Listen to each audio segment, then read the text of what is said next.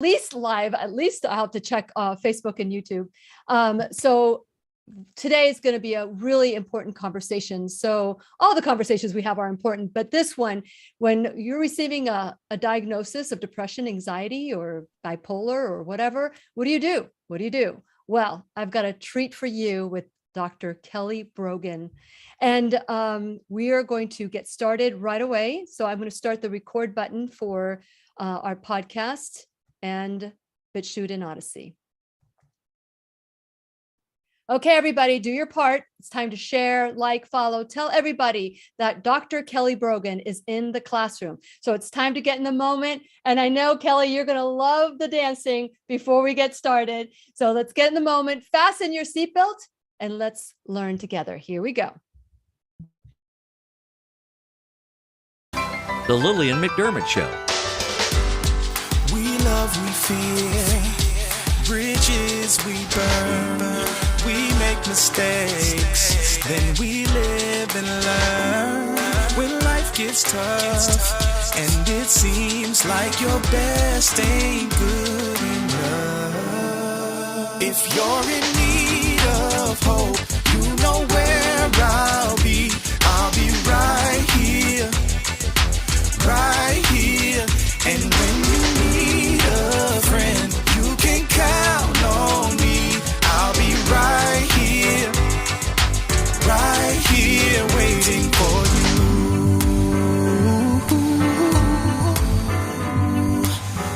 you. This is the place you can always turn to when you need a friend. The Lillian McDermott Show. To reach out to Lillian, visit her on the web at whenyouneedafriend.com. Now let's all learn together. Here's Lillian McDermott. Hello, my listening and viewing friend. It's so nice we can meet each other on the air on this beautiful, best day ever. And for those of you who are tuning into the classroom for the first time, please know I've been waiting for you. This is a safe place where you can go to when you need a friend. It is my commitment to provide natural ways to heal, and it is my mission to make awareness, responsibility, and truth a part of our everyday life. And I hope you, my listening, as well as my viewing friend, will feel empowered to embrace a new truth and live the life of your dreams. Now, back in 2010, Dr. Kelly Brogan, psychiatrist, decided to walk away from her prescription pad and has never looked back. She is a holistic psychiatrist who is helping people all over the world change from this diagnosis mentality to taking your health back. And it's very, I remember the first time I met her, they had boycotted her book because she was teaching people how to rely on dealing with your emotions and doing the things that we were taught as children and now been taught that you need to override it with medication. And today we've got Dr. Kelly Brogan. We don't have a teacher's pet corner today. So if you have any questions, type in a Q and write your questions. And if we can get to it during the class today, I will ask the questions, but we have a hard out today. So no teacher's pet corner. And since it is our sole purpose in life to give and receive love and knowledge, I am so grateful that Dr. Kelly Brogan is here to do just that. Welcome back, Dr. Brogan.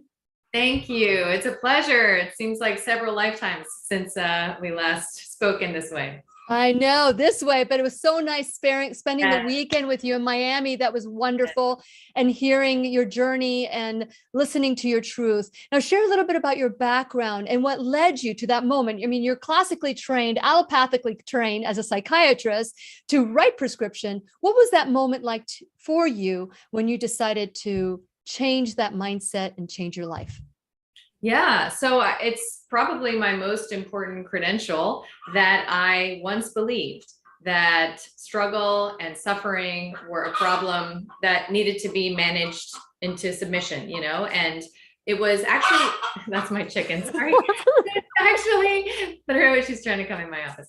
It was actually through working at a suicide hotline in college. I was at MIT, and there were a number of completed suicides in my time there. And in working that hotline, I recognized, probably semi-consciously, that I was so incapable of dealing with human distress that I needed to help, right? I needed to be the helper, the rescuer, and I needed to help people to, stop feeling so badly. But really, I was helping myself to stop feeling so badly about how badly they felt. Mhm. And it was through that, path that I encountered psychiatry, because the promise therein is human suffering will end here, right? All you do is take this prescription and you be a good patient. And so I went not only into allegiance, around allopathy, but I actually specialized in prescribing to pregnant and breastfeeding women. That's how much I believed that psychotropics were the only responsible choice. And it was in my own health experience. This is almost always how the story goes when you see MDs who leave the fold. I was confronted with my own lifelong prescription and chronic illness. And I said, where's the escape hatch? I don't want to take one of these forever. When I was diagnosed with Hashimoto's thyroiditis postpartum my first pregnancy. And it was because of my resistance to participating in the model that I actually found a way to put my diagnosis into full and lasting remission. It's been 13 years now. And I went off on my magic carpet, with the ride has not stopped since. A real magic carpet, not just a delusional carpet ride, right? Okay. So, but here's the thing. You were trained to write a prescription. And then when it came to your own intuition, was it your intuition that came during that time that said, I'm not going to do it. I'm not going to do this. And is this something that you were trained to do? So at what point was that a struggle for you to say, wow, I was trained to do this, but now my body, as I'm pregnant or postpartum or have Hashimoto's, is telling me to do something else? How strong was your intuition at that moment? Well, Hashimoto's is nearly epidemic, right? True epidemic in particularly women and a lot of postpartum women. And if you want to look at the body as having a narrative that is very relevant to your process and your journey, you can see this as, you can certainly see it from the spiritual chakra dimension, as your power center for expression and personal truth. But you could literally just see this is your throat, right? This is where your voice comes out, right? So there was this fork in the road for me, and what is often called cognitive dissonance, right? So there was this understanding that I had that the methodology, the paradigm, the framework that I had pledged my allegiance to actually had nothing to offer me. I knew that if I engaged the conventional treatment for Hashimoto's, I would never be well, right? Because I had all these patients on Synthroid and none of them felt well. I would never feel well. And I would always have to take this damn thing every single day, trekking off to CVS once a month or whatever it was. And I knew that I didn't want that, right? So that dissonance, like, wait a minute, it's good enough for all your patients, not good enough for you. Wait a minute, this is the only choice you have. You better do it, but I don't want to. Like that tension caused a rupture within me. And that rupture afforded me this choice point, which was go into the wild unknown and risk many, many things, right? So not just maybe you're actually going to get worse and maybe you're going to need some sort of like extra medications or surgery or something like that. And you're going to gain all this weight and your mind is going to be lost and all the things that can happen with untreated hypothyroidism and autoimmune conditions. You're going to get other autoimmune conditions, right? And there's also the tribal consequences, right? Of moving beyond the so-called pale and of my colleagues disrespecting my choices. And what if it does work? That's of course the biggest fear is like, what if what you want actually comes to fruition? That's where the real danger lies in a lot of our programming, because we have this self-attenuation. We have this shrinking into smallness, like making sure that we don't get too healthy, too wealthy, too wise, too powerful, right? It's dangerous. It's been coupled with danger, right? So there was a lot of courage, I think, in that moment that I decided, you know what? I'm not doing this familiar thing. I'm going to do the unknown thing. Wow. But it was a compulsion, right? Like it wasn't a conscious, like, I'm going to go to the naturopath. It was a recognition that the known path was just not good enough for what I came here to live and experience.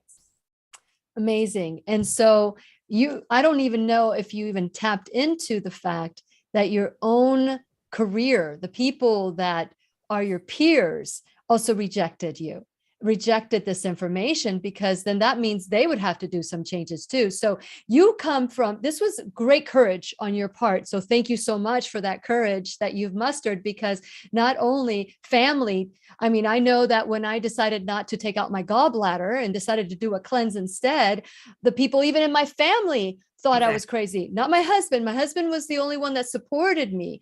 And there were a few handful of people that supported it because they knew they buy into my lifestyle. They understand that natural is the first step. And then if everything else fails, maybe medication for a short term until you get your path straight. So it happens all the time, being called names because you're taking a stand with something different.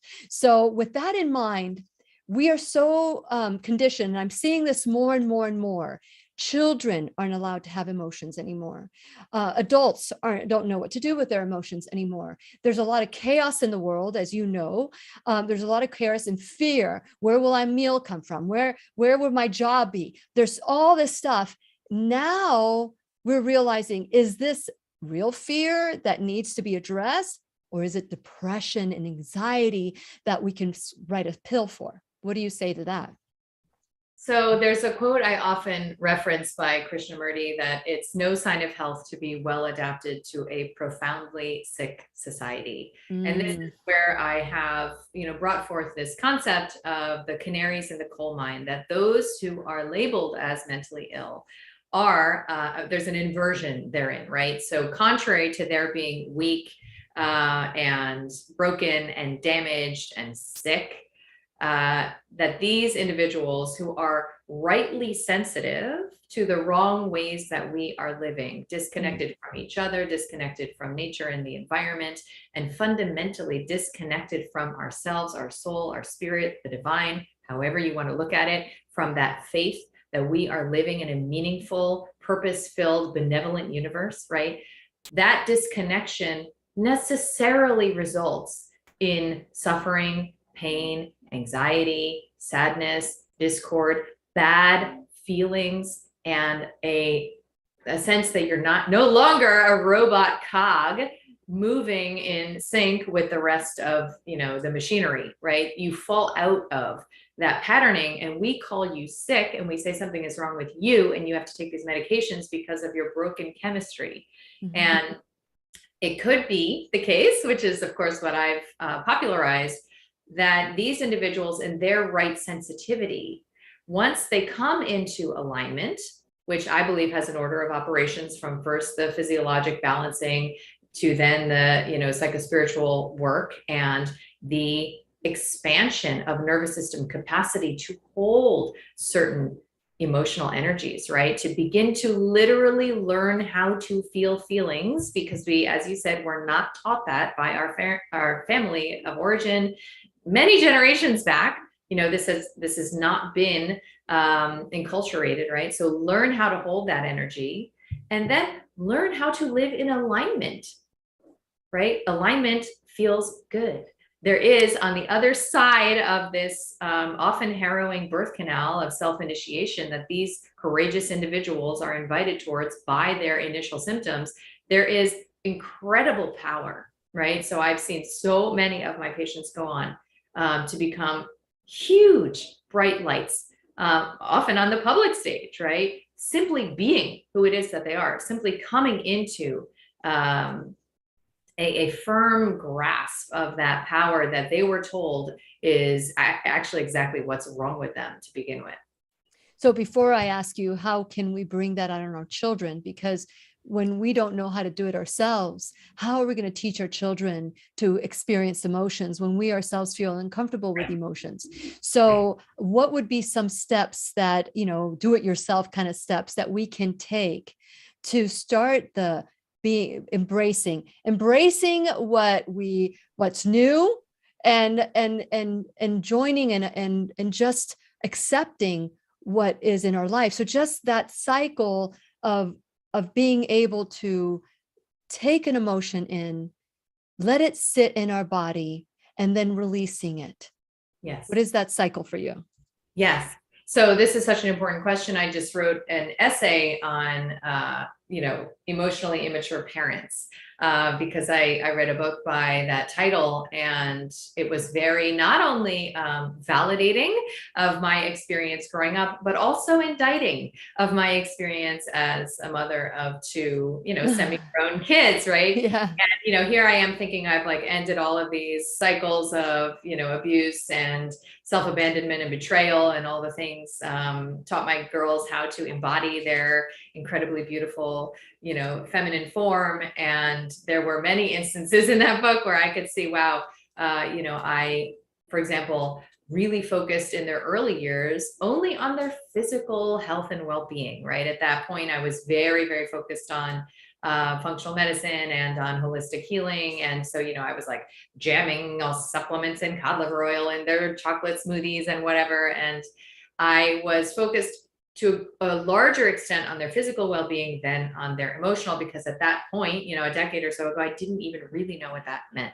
Mm-hmm. So I can distill down one of the most important things I've learned in my process, which is, it is never too late with parenting. I mean, if you think about the one apology that you would still love, that maybe even would be life-changing for you to receive from one of your parents, mm-hmm. decades later, it still would be healing, right? So it is never, never too late. You do the weird thing, you do the wrong thing, you do the messy thing, go back and own it, right? So that is number one. Number two, I would say, is to take every little opportunity to embrace difference between you and your child, right? And especially with emotions, and especially with narration and preferences, right? So I've taken on a practice of really holding within my body what it feels like to have my daughters, for example, think that I did something wrong, right? I asked them a question. You heard me talk about this at that conference. I asked my daughters a question. I said, what is something that you remember that is hurtful to you, that when you think about it now, it still hurts you, that I did? And I thought like, oh, it's going to be something minor. No, it was something big, right? It was something big. And my narrative about what happened, cast me as the heroine, right? And one of my daughter's narratives cast me as the villain, right? And so any examples where your children reflect to you that you've done something bad or wrong, it's so hard. It is so hard not to be defensive in that moment. Maybe even take a couple of minutes and say, hey, I really want to talk to you about this. I'm going to be back in 5 minutes, 10 minutes. And I'm serious. Like, you go and you journal about it and you cry about it and you hold yourself. You create that container for your emotions to simply be, because this is old, right? What you're feeling is from your childhood, right? Don't dump it on your kids. Go back and cross the bridge to their experience with curiosity and say, hey, I'd really love to know more about your experience. Mm-hmm. Don't defend yours. Resist the temptation to say, oh, no, you just didn't understand what actually happened. And here's what, in defending yourself and defending your reality, that's what happened for almost all of us when we grew up, right? We were not allowed to be different, feel different, express different, or otherwise have a reality that was not totally enmeshed with our parents and still feel safe and still get love and still have connection, right? So, when I say I love sardines and my daughter says, I hate sardines, instead of being like, oh, you hate everything unhealthy, you hate everything like healthy or whatever, like snide comments I might make or whatever. Mm-hmm. These little micro examples where I could say like, hey, like, what don't you like about them? This is a stupid example, but like but asking questions as opposed to making a statement, right? Exactly. Every little difference. Can you show up curious? Can you want to know about an experience that is different than yours and maybe even opposed to yours and at odds with yours, right? That is how you create the conditions for your child to safely be who it is that they are and to stay aligned with their animal nature, with their energy, and with actually what, from, a lot of psychoanalytic perspectives is their sexual energy, their life force, right? That we have been enculturated to, pit against, right? So there's something that I feel, my preferences, my desires, my, animation that is bad and wrong and shameful. This is what we are unwinding, where we don't even know how to relate to our own desires, where we're constantly self-abandoning so that we can meet other people's preferences, other people's needs, and somehow imagine that our needs and desires are going to just like poof into non-existence, right? That's not how it works. And that's why we struggle with feeling constantly alone. We struggle with feeling constantly flat and shut down, right? Because we're not in sync with this font of resourced energy that comes from connection to ourselves, allegiance to ourselves. We learn to self-betray to meet the needs of others around us for our literal safety, right? So this was not out of weakness. This was out of wisdom that we did that. And because we're not initiated at any point in our lives, we don't cross the threshold into adult psychology and say, okay, I don't need to carry that fear with me into this phase chapter of my life, right? That belonged there. Now I'm a grown woman. Now I can actually reclaim my power of choice and exercise it with discernment, because there's no moment, apart from major crisis or childbirth or, a couple of examples where you really meet with that existential fear of like, I'm about to die, I'm about to be immolated, I'm about to dissolve into 1,000 pixels, right? That you survive that, and then you realize, oh, what else wasn't true? My mind told me I was about to die. That wasn't true. So what else was I, living, a lie around?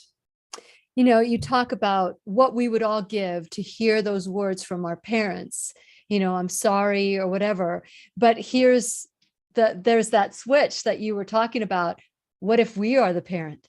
What if we are the parent and we're the ones that need to say that? And that we're so connected. And I've been reading the book Reconciliation by Thich Nhat Hanh. I don't know if you've ever, it's Healing the Inner Child, basically, by him. And he talks about that when we were conceived, our children's eggs were in us. When our parents were conceived, we were already in our parents, our mother, and the egg that created us, and that we are an extension. We're an extension of our parents, and our children are an extension of us. And I never even really thought of that my daughter's an exception, my son is an extension of us. But it's really easy to see the speck in our children's eye, as opposed to the plank that is in us. What are some of the things, other than asking a question? I love that question that you asked your daughter, but is there anything else that we can be present and say to our children? Because I've gone back to our children and said, I did the best that I could with what I had, and please forgive me for this or that. And at the time I did this, they were still younger and maybe not have as much. But if I were to do this today, they would give me like a litany of all the things that I'm different from them. At this point in my life, I would love to be able to say, hey, I'm sorry for what I did to you, but what I'm choosing for my life is my choice now, because I've changed just like you changed. From allopathic to more holistic, I've changed from more, to more holistic, and that rubs people the wrong way. So how do you sit with that someone doesn't accept you as you are? It's not your business. That's how, right? It's really not. Love that. What someone else's inner experience is literally not your business. And when you make it your business, you abandon the post of your own heart. You abandon your inner child to go out into someone else's space, meddle there, and insist that it be different. Whenever, this is like Byron Katie teaching, like whenever we insist that reality be different, we suffer. Right. And I've referred to it as like trying to buy eggs from the hardware store. So whenever we think that there is some kind of love we can source from a place that is showing us it is not available here in the way that you want it. Of course, we are all interconnected and prismatically reflecting each other to each other. Right. Mm-hmm. And there's certain ways that we each feel love. Right. We have different ways of based on our conditioning of experiencing connection. And we have different fears, right? And different reflexive triggers, right? About abandonment or betrayal or disrespect or whatever it is. And so when you're interacting with someone who is saying, I don't like, okay, so like Jill is saying, Kelly, I don't like who you are. I don't like how you're being, right? If I need Jill to like how I'm being, I am insisting that love come from that source that literally isn't available there. Not in the way I want it anyway.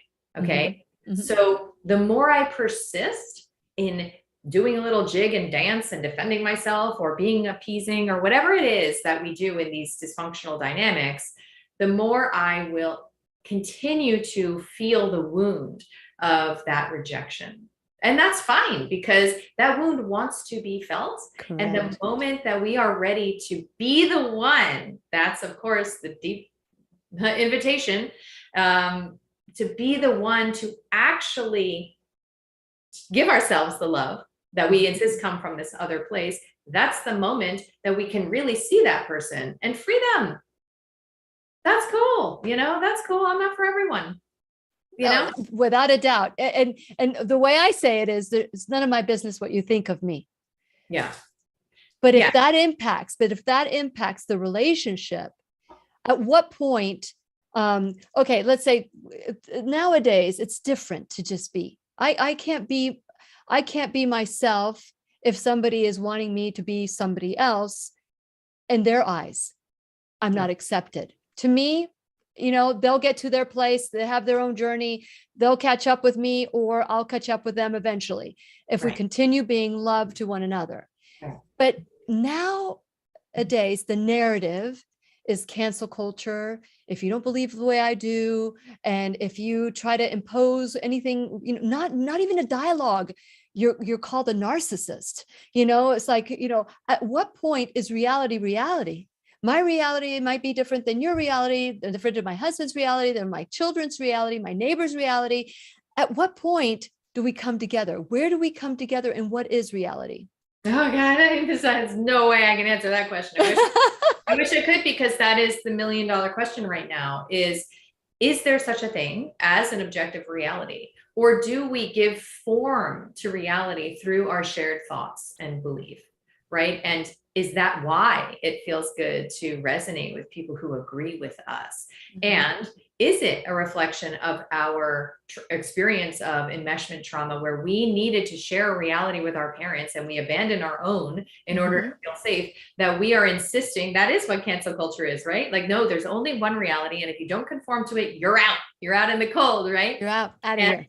Is there a possibility still for those of us who are living amidst that cancel culture threat to say, you know what, I am still going to choose to align with my reality. And in my reality, everything feels good.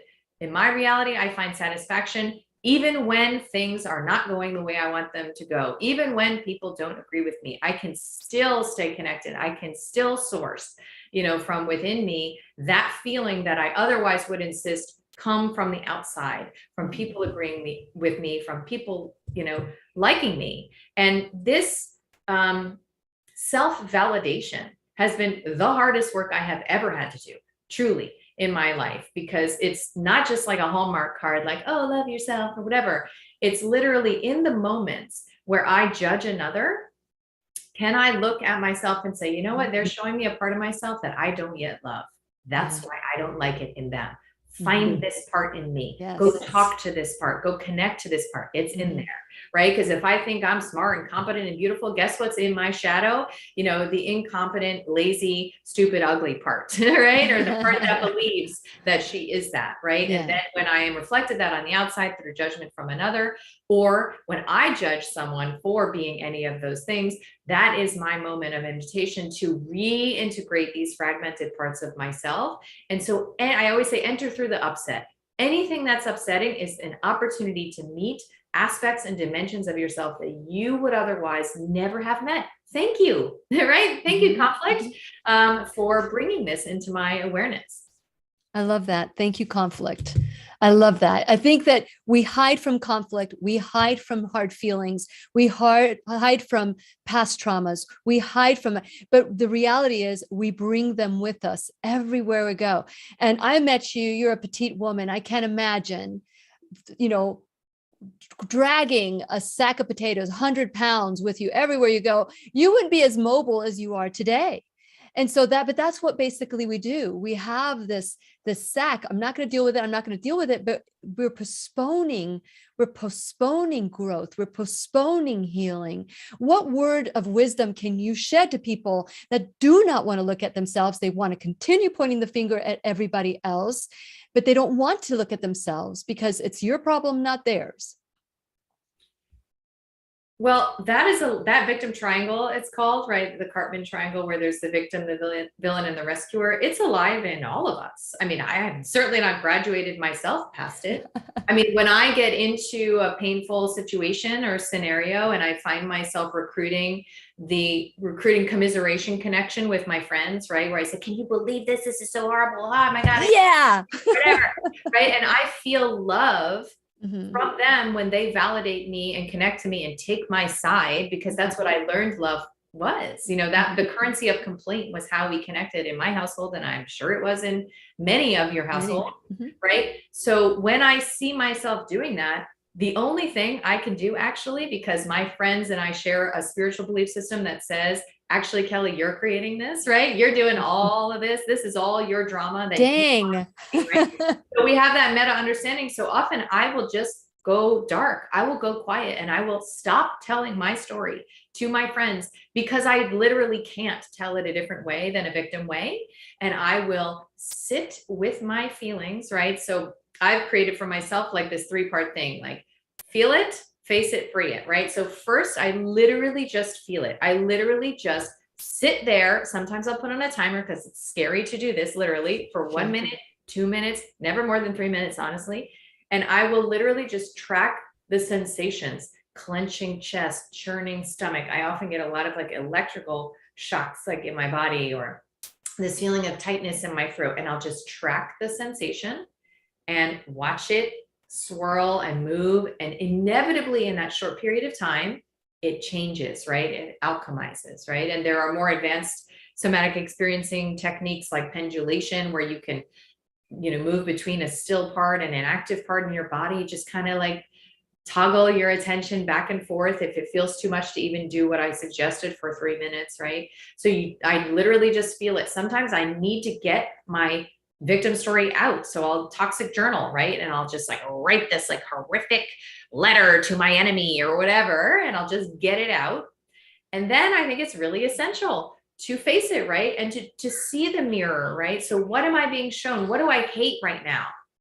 And how am I doing that to myself, right? Interacting with an emotionally dysfunctional or emotionally unavailable person. Am I being emotionally available to myself? Am I sitting with my emotions, turning towards them, or do I just need to go out there and fix it and make it feel better, right? So how am I doing what it is that I imagine is being done to me, to myself? Because that's always going to be there. How am I betraying myself in my life? How have I set a boundary and then expected somebody else to uphold it? No, it's my job to keep my boundaries, right? It's no one else's job. And when I say, oh, the next time you raise your voice at me, I'm leaving, and then 10 more times I stay, I am the one who is betraying myself, right? It's no one else's fault. And that level of personal responsibility takes a lot of practice to take it, right? And to get out of the habit of feeling that something is being done to us, which is the habit of our child psychology. As adults, we have choice, right? You can get up and walk out of the relationship, the house, the job, that thing. You always have choice, even when you tell yourself you don't. And you'll find your victim story in the have tos, where you're saying, I have to do this. No, you don't. You don't have to do anything. You literally don't have to do anything in your life. And there's no exceptions to that. You're choosing to. And the more you can align with your power of choice, the more you will recognize, oh, your preferences, right? Like, oh, I don't want to do this anymore. This commute, not for me. I'm going to divine another alternative for myself. And I'm going to leap into the space of desire, and I'm going to learn how to hold that in my attention, right? What do I actually want? Sometimes that's the hardest work, right? And so the freedom, the freeing, it comes when you learn how to exercise that power of choice, and you make little choices and big ones and audacious, asks of the world and your family and your friends and yourself, right? And you reconnect to what feels pleasurable, to what feels good. And you start to build your capacity to hold positive emotions. Because honestly, when something amazing happens in my life that I've wanted and wanted and wanted and wanted and been waiting for, with the moment it happens, I've tracked the longest I can hold that good feeling has been about 30 hours. And then I look for a conflict so that I can shrink back down to that vigilant state of, ooh, I'm ready for battle, right? Like I'm ready for survival, because it's too difficult for me to hold that big feeling for longer periods of time just yet. There's so many, because, I love what you're saying. I love what you're saying. But some people cannot get there on their own. They cannot get there. They can't self-reflect. They have no compassion for self or others. They just want to be right. They just want to be right. I just want to be right. You just want to be right. Everybody wants to be right. Yes. But when you mix that with compassion and really seeing yourself, where does this person remind me of me, the me that I don't want to look at, then that's a totally different level that we're not seeing today. We're seeing, you don't believe it? You're off, you're gone. So now, if you were a psychiatrist today, I wonder if it would be any different than when you went to school and were learning what you were learning, because now sadness is depression. Anxiety needs medication. So what would you say is the difference? What's that shift between getting a diagnosis and saying, no, I just need to sit with my sadness? So what would you give? What is your, platform template, I don't even know how to say it. Yeah. What is your, I know what you're saying. Yeah. What was the biggest shift, right? Because this started to occur to me towards the end of my clinical practice, where I started to see, oh, wow, they just took the bereavement clause out of the DSM, which is like the diagnostic Bible in psychiatry, right? Which means that you only have 2 weeks to get over a major loss. And after those 2 weeks, if you're still crying all the time, you're not sleeping, you're not eating, you're in bed, you're unmotivated, you can't concentrate, right? All those criteria for the diagnosis of major depressive disorder, you now are a candidate for an ICD-10 code or whatever it is, right? Now are a candidate for medication-based treatment as the standard of care, even though you just had this major loss in your life. So not only are we pathologizing all manner of human emotion, but now we're even pathologizing acute coping, right? And making sure that we're basically kicking the crutches out, right? And so I think the major shift for me is this belief that there are no mistakes.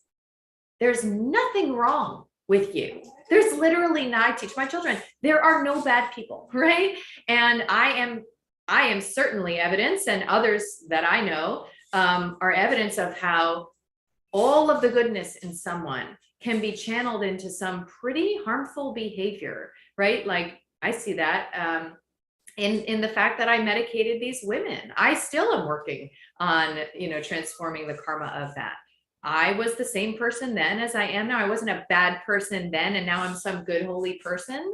No, when you are disconnected from yourself and you are trying to be right and you are trying to be good because you literally think you're going to die otherwise, right? You don't know how to, as I say, put on that villain crown and just say, you know what?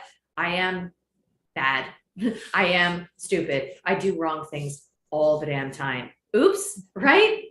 Live and learn. Here I go, right? Like making mistakes and iterating, right? So if there is no such thing as a bad person, and there is no such thing as a wrong thing done, because you do what makes sense to you in the moment, right? You're navigating, making choices, assessing consequences consciously or unconsciously, then all we can hope for is that your choices become more and more and more conscious, more and more and more intentional over time, because you're more and more aware of your hidden motivations, of the hidden reasons for why you say a certain thing, do a certain thing, right? Like you could look at my activism and advocacy work, and you could say, wow, she's such a good person doing all this wonderful work to help inform those who need that information and stand in the corner of those who are vulnerable.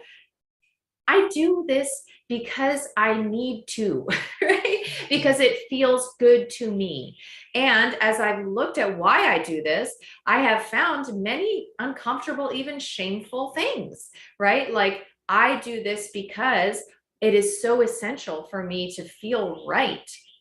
It is so essential for me to win against the projected bad daddy or bad mommy that I put into conventional medicine or government or whatever, that it's not comfortable for me to sit by and do nothing and be invisible or be, just a cog in the wheel. I need to do this for myself. We do everything that we do because it's what we need to do to survive. Literally everything.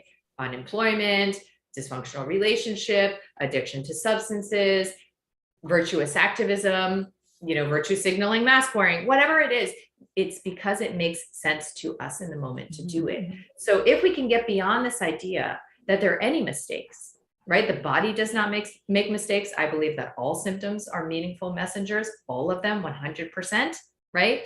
Then we can also extrapolate that psychospiritually and say, there are no mistakes. That's why the simple Maya Angelou quote has taken me through like a decade of, iterating my sense of self, which is when you know better, you do better. And when you're able to do better, right? So I would tag on a little coda there. When you know better, when you're able to do better, you do. And that's it. And you literally cannot do any differently than you're doing, than your current defense mechanisms, than your current coping skills until the moment you are ready. And that's a very elusive thing. That readiness is very elusive and it just happens in a moment. On a Tuesday at 3 p.m., you're like, you know what? I'm ready to face this thing. I wasn't ready. I'm ready to make this scary choice. I'm ready to have that difficult conversation and I'm going to go do it. Oh my God, I'm so proud of myself. I'm doing it, right? Those are the moments of true courage. When you go against the grain of your habitual defensive structure that has kept you in that sense of being aligned with your imaginary persona, right? That is good and right, even if it's right about being wronged, right? Which is a very classical patient comportment, right? I am right about how damaged I am, how victimized I am. Correct. I'm right about it, right? Then when you can go against that grain and you can do things differently than you've ever done them, that's where growth and expansion comes. And there's so many gifts that come with that. I love that. I love that. Before we go into, someone who's already taking medication and how do they get off of it and, without withdrawal or working with their withdrawals, I want to take a moment. And for those of you who want Dr. Brogan's information, if you are a subscriber at whenyouneedafriend.com, you already have it. If you're not a subscriber, please go to whenyouneedafriend.com. Please subscribe. And while you're there, please like and follow me on all social media. Check out my sponsors.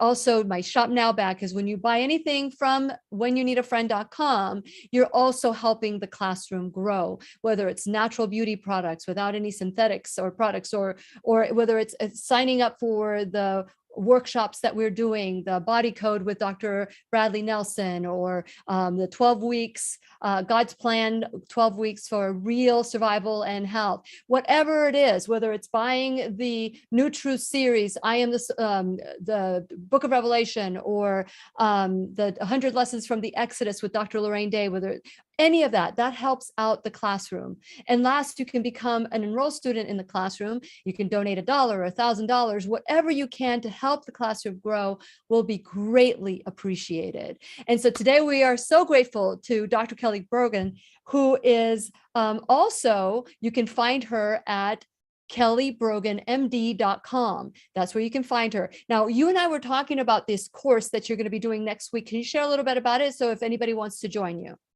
Sure. So you mentioned about coming off of medications, right? Because if we're in a when you know better, you do better universe, there are going to be a lot of choices that we make that when we have more information and we're more receptive to that information, like the adverse effects or limited actual efficacy of psychiatric medications, for example, or just the ways in which when you take a medication, you're saying no, to your experience, you're saying no to your body, you're saying no to your symptoms, these must go away, instead of what are you here for, right? What part of me is at the wheel now that I can integrate into this circus, right? Or symphony of parts that I represent, so that I can come into greater alignment, right?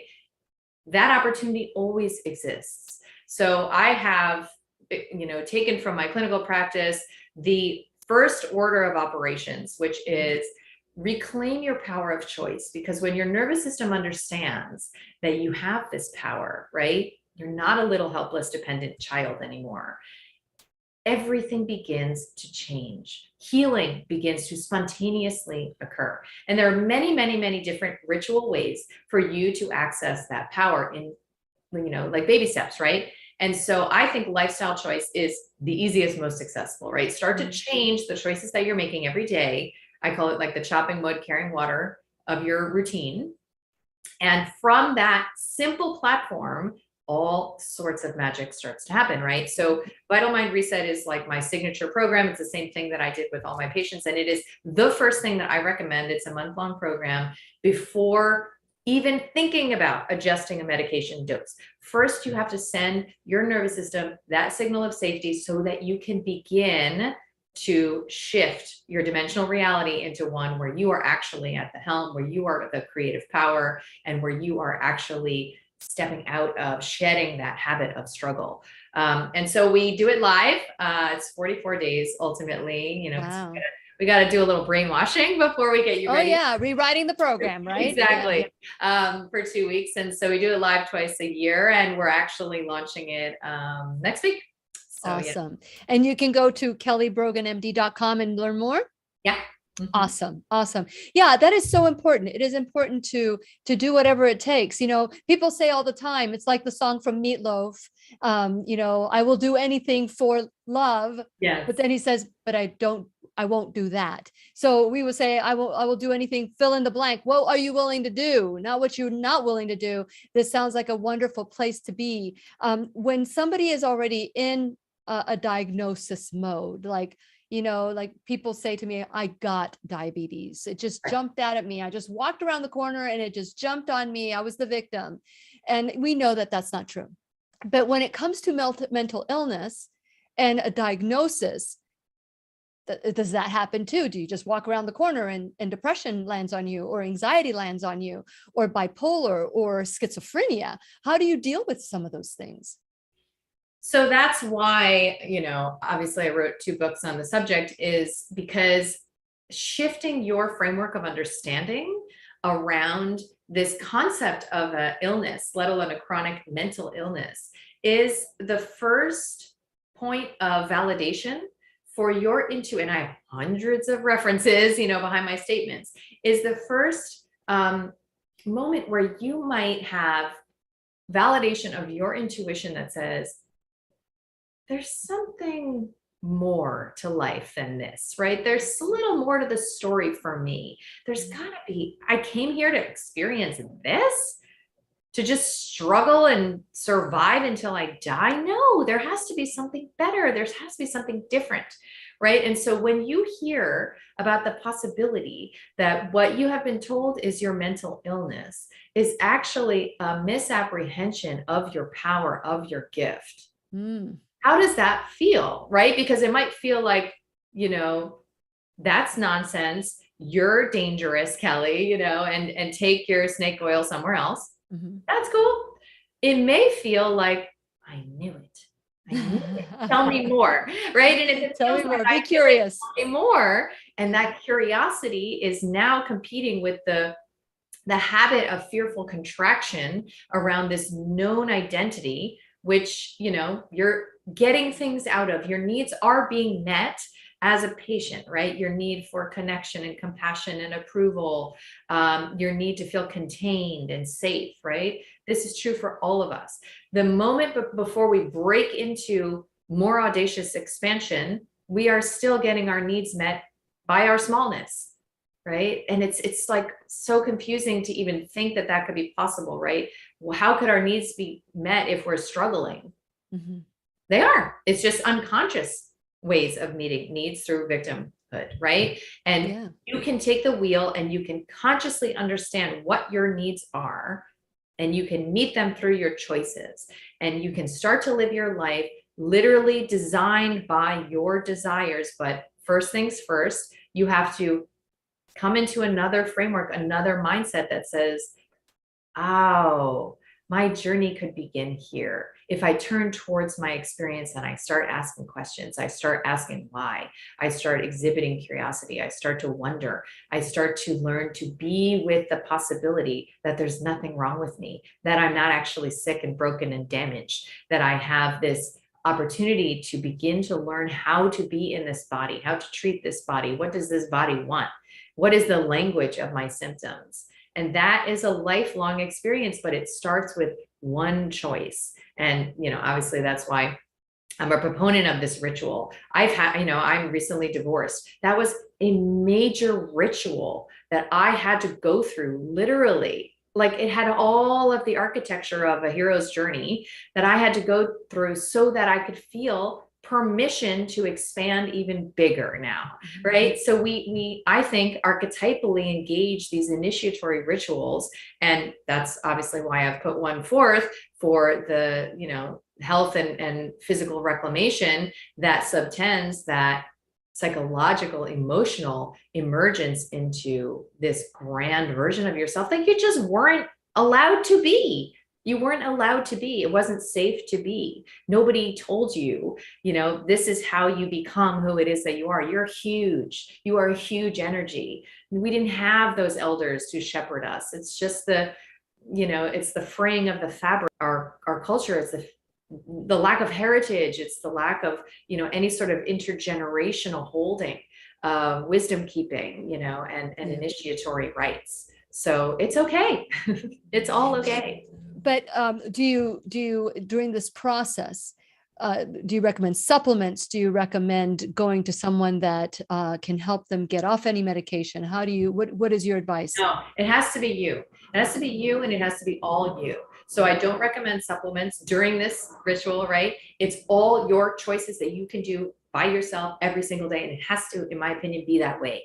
Because even in my private practice, when it was one-on-one, and here I am trying to give the torch back to my patients, it still wasn't as effective as when people do it on their own.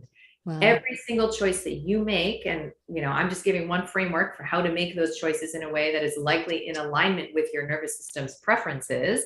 So every single choice you make on your own for 1 month is something that you control. And then when you feel better, when your bloating is reduced, when your hair stops falling out, when your joint pain stops, when you start to come into metabolic harmony, you can say, I did that. My choices did that. And that's where the magic begins. So in your course that you're taking, you help people get through that journey in 45 days. Mm-hmm. Yes. That's awesome. That's awesome. Once again, you can learn more at kellybroganmd.com. Okay, so we've got about 2 minutes left before our hard out. This has been the quickest hour ever. If somebody were to walk in right now and say, what did I miss? What would you tell them? You miss that there is an entirely different story about the most painful aspects of your life. And the surprise is that you can turn that story on its head as soon as tomorrow. I love that. I love that. I've really enjoyed reconnecting with you once again. I think that the work that you're doing, I know that the work you're doing is saving lives. It's changing lives. And as you know, my registered service mark is you can take a pill or you can take responsibility. And I am grateful that you are teaching people how to take responsibility instead of how to take the script pad, the medication off your hands. So good job, Dr. Brogan. This is wonderful. And so for those of you that want to learn more and you're curious and something that was said today resonates with you, be curious about it instead of critical, because it's really easy to be very critical of everybody around you. But when you really sit with curiosity, that's where the sweet spot is, right? That's where the sweet spot is. So I want to encourage all of you to do so.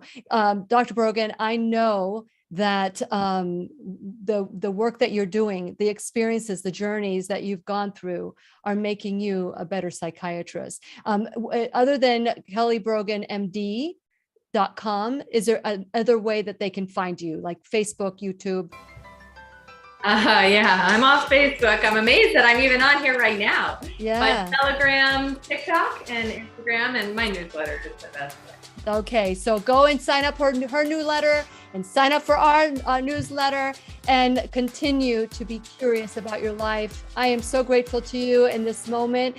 And please remember, we'll be right here waiting for you worldwide at whenyouneedafriend.com. This is Lillian McDermott and Dr. Kelly Brogan wishing you love, peace, joy, and unexpected abundance. Make it the best day ever. Good job. Good job.